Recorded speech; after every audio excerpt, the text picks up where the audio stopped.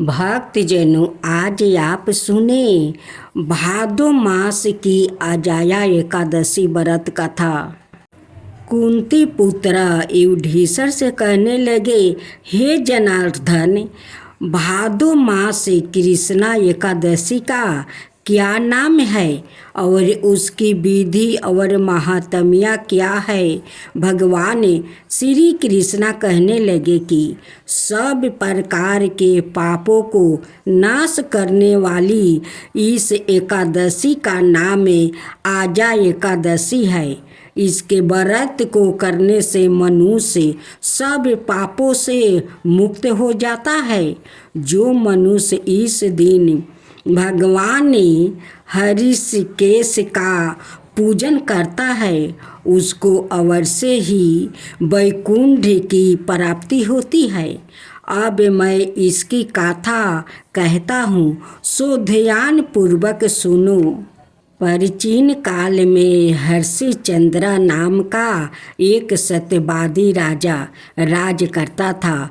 उसने किसी कर्म के वशीभूति होकर अपना सारा राज्य वो धन त्याग दिया, साथ ही अपनी स्त्री, पुत्र और सवायों को भी बेच दिया। वो राजा चंडाल का दास बनकर सत्य का धारण करता हुआ मृतकों को वस्तु ग्रहण करता रहा, मगर किसी प्रकार भी सत्य से विचलित नहीं हुआ। कई बार राजा चिंता के समुद्र में डूबकर अपने मन में विचारने लगता कि मैं कहाँ जाऊँ, क्या करूं जिसे मेरा उद्धार हो। इस प्रकार राजा को कई बरस बीत गया। एक दिन राजा इसी चिंता में बैठा हुआ था कि गौतम ऋषि आ गए।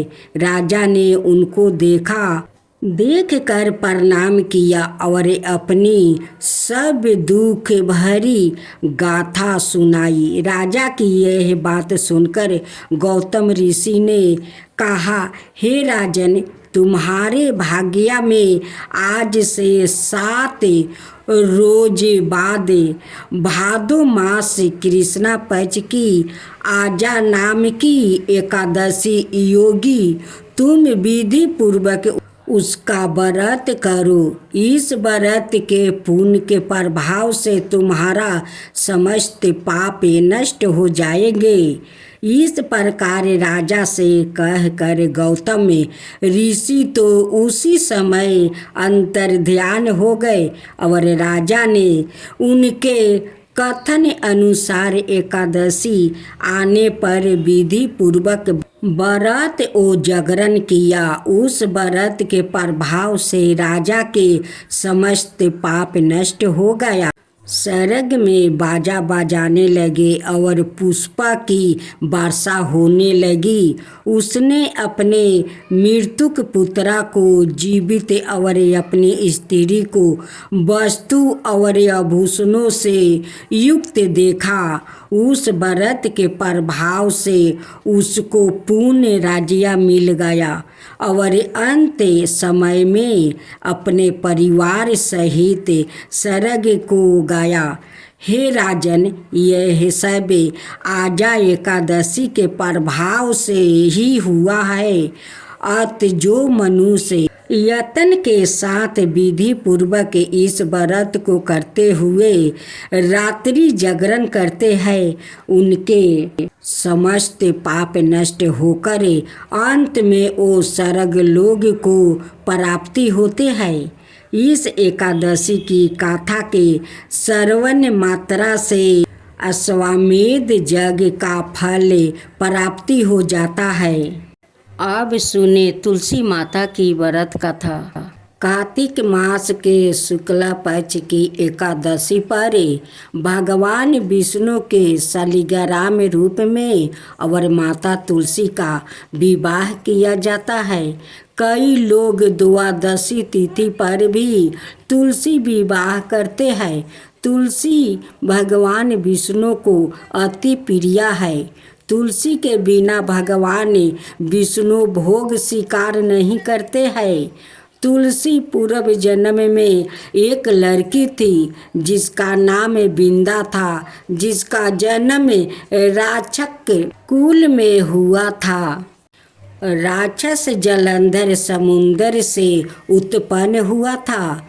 बिंदा बड़ी ही पतिव्रता स्त्री थी, सदा अपने पति की सेवा किया करती थी। एक बार देवताओं और दानवों में युद्ध हुआ। जब जलंधर युद्ध पर जाने लगे तो बिंदा ने कहा, स्वामी आप युद्ध पर जा रहे हैं, आप जब तक युद्ध में रहेंगे मैं पूजा में बैठकर आपकी जीत के लिए अनुष्ठान करूंगी। जब तक आप नहीं लौट आते मैं अपना संकल्प नहीं छोड़ूंगी। जलंधर तो युद्ध में चला गया और बिंदा व्रत का संकल्प लेकर पूजा में बैठ गई। उसके व्रत के प्रभाव से देवता भी जलंधर को ना हरा सके।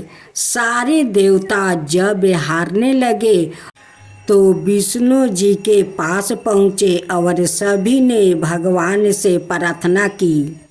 भगवान बोले, बिंदा मेरी परम भक्त है, मैं उसके छल नहीं कर सकता। इस पर देवता बोले कि भगवान दूसरा कोई उपाय हो तो बताइए, लेकिन हमारी मदद जरूर करें। इस पर भगवान विष्णु ने जलंधर का रूप धारण किया और बिंदा का महल में पहुंच गया। बिंदा ने जैसे ही अपने पति को देखा तो तुरंत पूजा में से उठ गई और उनके चरणों को छू लिया। इधर बिंदा का संकल्प टूट गया, उधर युद्ध में देवताओं ने जलंधर को मार दिया और उसका सिर काट कर अलग कर दिया।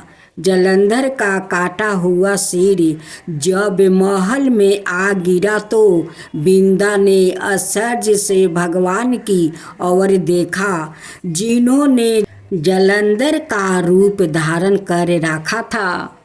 इस पर भगवान विष्णु अपने रूप में आ गए पर कुछ बोल ना सके। बिंदा ने कृपित होकर भगवान को श्राप दे दिया कि वो पत्थर के हो जाए। इसके चलते भगवान तुरंत पत्थर के हो गया। सभी देवताओं में हाहाकार मच गया। देवताओं की प्रार्थना के बाद बिंदा ने अपना श्राप वापस ले लिया। इसके बाद वो अपने पति का सिर लेकर सती हो गई। उनकी राख से एक पौधा निकला। तब भगवान विष्णु जी ने उस पौधा का नाम तुलसी रखा और कहा कि मैं इस पत्थर रूप में भी रहूँगा, जिससे शालिग्राम के नाम से तुलसी जी के साथ ही पूजा जाएगा। इतना ही नहीं, उन्होंने कहा कि किसी भी शुभ कार्य में बिना तुलसी जी के भोग के पहले कुछ भी स्वीकार नहीं करूँगा। तभी से ही तुलसी जी की पूजा होने लगी। कार्तिक मास में तुलसी जी का विवाह शालिग्राम जी के साथ किया जाता है।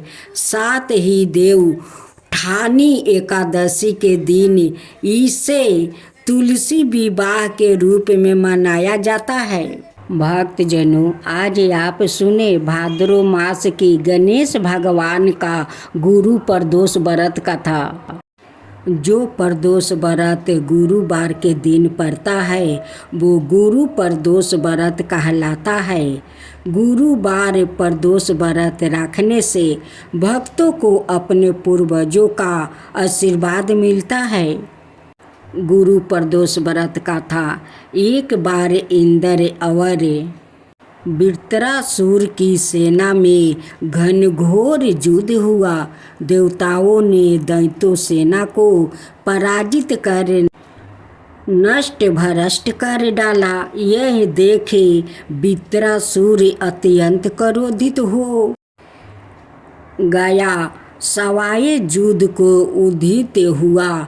असुरी माया से उसने विकराल रूप धारण कर लिया। सभी देवता भयभीत हो गुरुदेव विस्पति की शरण में पहुँचे। विस्पति महाराज बोले, पहले मैं तुम्हें वित्रासुर का वास्तविक परिचय दे दूं। वित्रासुर बड़ा तपस्वी और कर्मनिष्ठा है। उसने गंधमदन पर्वत पर घोर तपस्या कर शिव जी को प्रसन्न किया।